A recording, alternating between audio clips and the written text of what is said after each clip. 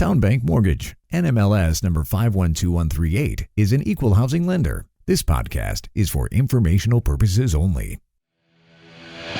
And now, the man born with the 5 o'clock shadow and with the NMLS number 2028201. He is a gentleman. He is a scholar. He is Tyler Crawley.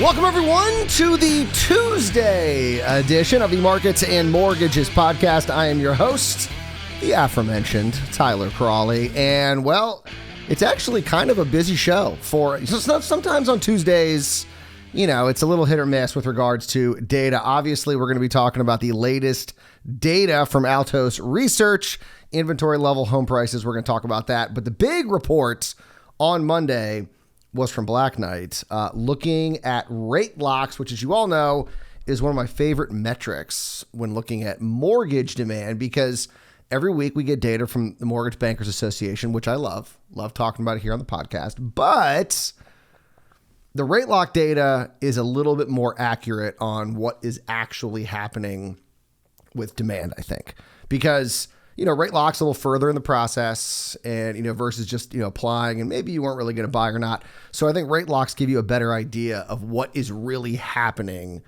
with wannabe buyers. And so that's why I'm a big fan of this report, and you're not going to be shocked. But in the month of September, rate locks were down almost double digits. I mean, technically it kind of is 9.9%. So it's like right there. You got to round up at that point. But yeah, almost fell double digits for the month of September, which is not surprising because we're going to talk about where they have mortgage rates and what happened in the last 30 days. I mean, we all know. We talk about it here all the time. Anyone in the business knows, I mean, mortgage rates have seen some big jumps recently. And so not surprisingly, as rates jump up, and we haven't really seen a big decline in home prices, affordability becomes an issue, which means fewer potential buyers. So let's jump into the numbers. Once again, this is the Black Knight Originations Market Monitor report. Month over month, overall rate lock volume was down 9.9% from August. So 1 month, almost 10% dip. And this is now down 30% in 3 months. Hasn't been the best 3 months with regards to rate locks, down 30% in 3 months. And now, year over year, total rate lock volume is now down 60%. But then again, and I'll keep saying this, considering what has happened with mortgage rates, that maybe isn't so bad of a number. It could possibly be down more. But let's we're going to break out into groups now. Let's break down what is happening with the different types of rate locks. So once again, not surprisingly, cash out refis saw the biggest drop. Now, obviously you would think cash outs just in general, not cash outs, refis in general, you'd be seeing a big decline because, I mean, rates where they are, a lot of people locking in. I saw a stat the other day.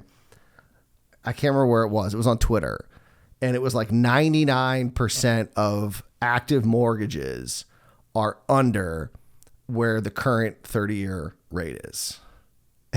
And it's like, when you hear that, how are there any refis, in all honesty?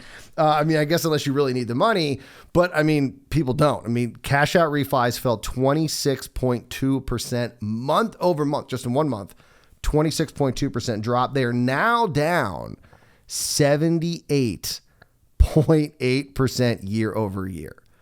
So if anyone tells you that this housing market is anything like 2008, once again, more data that just tells them to shut up. Just don't listen to them. Just block them out.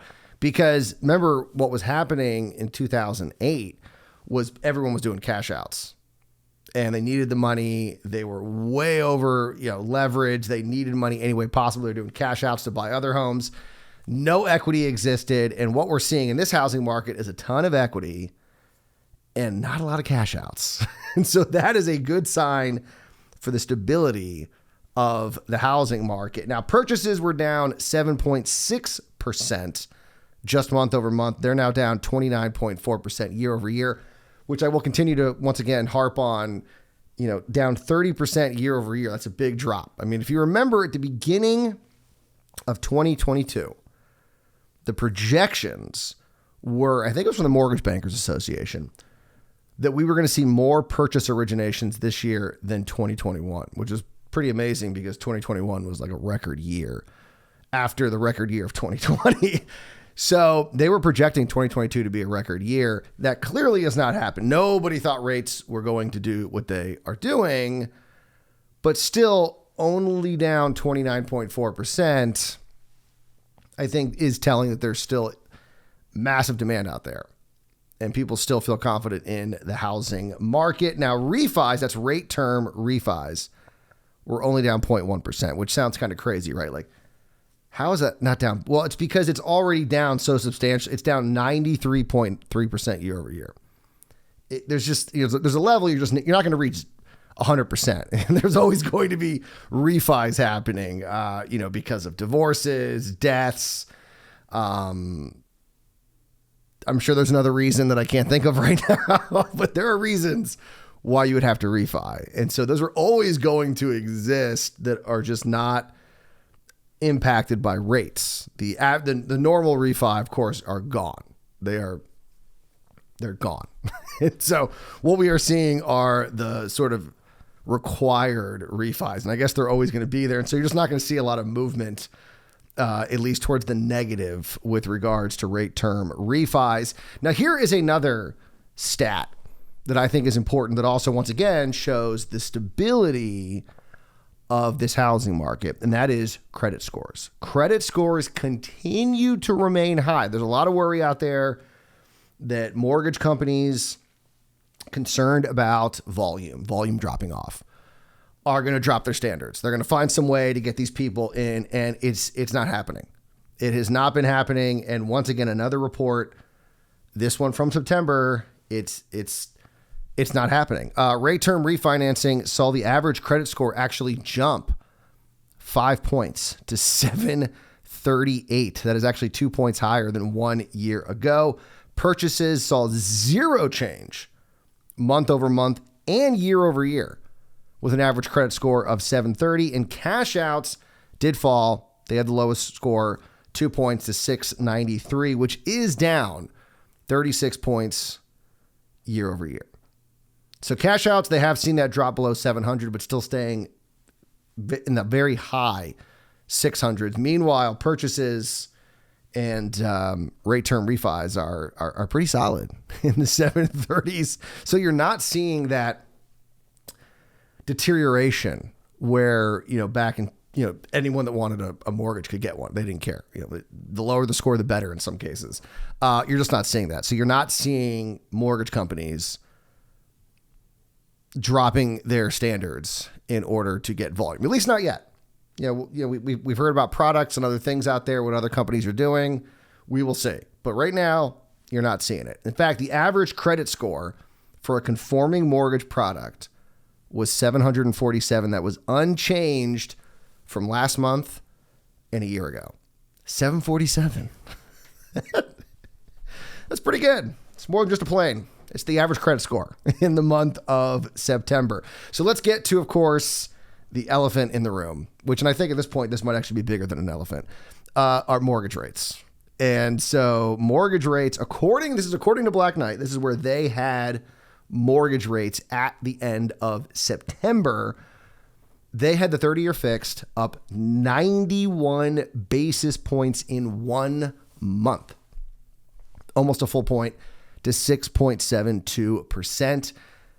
Over 3 months, it's up 93, which goes to show you that most of that happened in the last month versus the prior 2 months, and is now up year over year 352 basis points. That's a big jump. That is more than half. That is up more than 100%.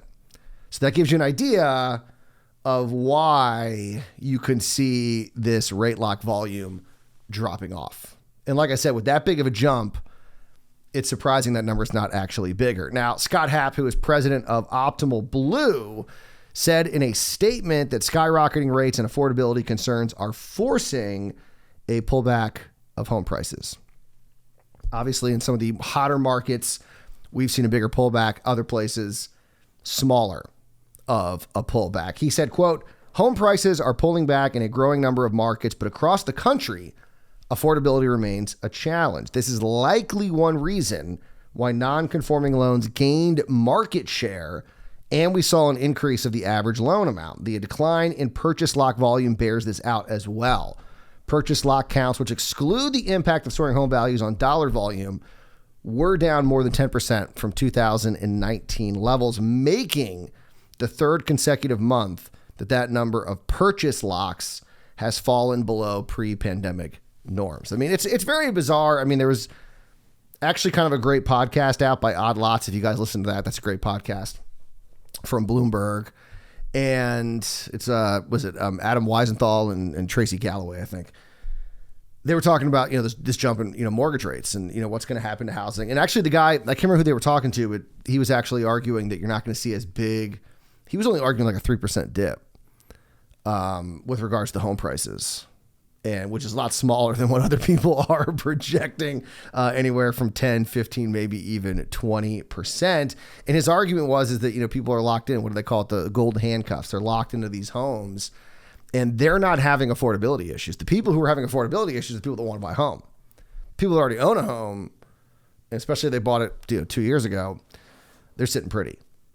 And they're not having affordability issues. And because they don't have to sell, it's going to keep inventory levels incredibly low. And so, yeah, I mean, as rates rise, fewer people are going to buy a home, and therefore you're going to see rate locks fall off. And so that's pretty much what we saw. But good thing we're not seeing credit scores fall off. Let's keep that in mind. All right, before we run out of time here, inventory levels. Of course, we get the weekly data from Altos Research, and after 3 weeks of inventory climbing, there we go. It was only a little bit too. It was like 1% or a little bit under 1% every week. This week, inventory saw no increase. It leveled off. Active inventory of unsold homes was 561,000. That was unchanged from the prior week, and it is up 31% from the same time last year. So that's good. But remember, home, inventory levels were at historic lows, or we're getting close to the historic lows that we saw at the beginning of 2022. But here's the problem. So it's up 31% from very, very low levels. It's about even where we were in 2020, which was still low. And it's about half of where we were in a more normalized market in 2019. So that's the problem, is that like, okay, great. Inventory levels have risen a little bit, but we are still at incredible lows.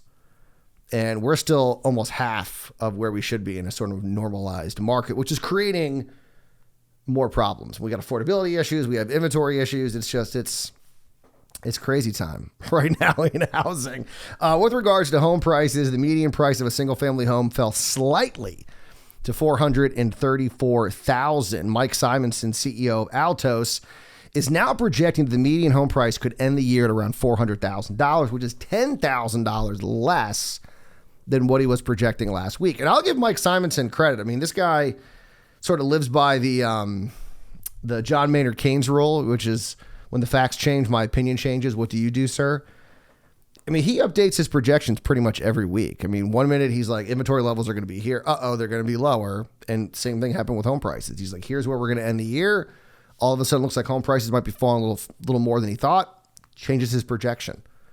And so I like Altos, as I've said many times before. Weekly data gives you an idea of what's happening with inventory and home prices, as well as what's behind those price changes. For example, price reductions have now hit an all-time high, 41.9%. This is up significantly from the all-time low that we saw of around 15% reported earlier this year. I mean, this is such a bizarre year. I mean, we went from like historic historic lows with regards to price reductions, and now we're at all-time highs. It's just crazy. Immediate sales continue to plummet. They are now down to just 16%. This is down from 27% last year and down from the highs that we saw earlier this year in 2022 when it was around 35%. So inventory levels leveling off, prices falling, price reductions increasing, and immediate sales falling. That's pretty much what you'd expect, right? I would think so. That's what I mean. There was nothing surprising to me in this Altos report. And once again, of course, you can read all these articles in either the morning newsletter, which you can sign up for at marketsandmortgages.com, or you can read the articles right there on the website. Also, this will be in the newsletter. Emily Badger at the Upshot blog over there at the New York Times wrote a great piece, sort of like a companion piece to the piece, I think it was either a week or 2 weeks ago, about starter homes and why aren't there any starter homes. They now break down why perfectly good starter homes are being torn down. And I know you're going to be shocked by this, but it's because of NIMBYs. It's local governments and these stupid regulations, and they make it so hard to build starter homes and make it, zoning laws instead of, because the reality is that, land cost is one of the biggest costs when it comes to construction. And so if they can't usually build, 2 homes on that property and charge them sort of a starter home price, they can't make any money. I mean, they can't buy the house, a single family, small single family, buy it, and then sell it for less than what they paid for it to make it affordable. But what they could do is turn it into 2 lots and build cheaper homes and make them affordable. So you could have 2 families, and that's the way they can make money, but zoning laws won't let them. Regulations won't let them. NIMBYs will not let them. And so what do? They tear it down and build a bigger home so they can make some money. And this is, they're sort of being forced to do this by local regulations, who, of course, mostly created by people who do not want to see more homes, more families take advantage of home ownership. They're NIMBYs. That's how they roll. So that's in the newsletter as well. Link to the New York Times piece. Highly recommend it. I got to give credit to the New York Times. I will say, as someone who is a conservative-leaning podcaster who used to be in talk radio, you won't hear me praise the New York Times a lot. This is one of those. Actually, New York Times does a great job.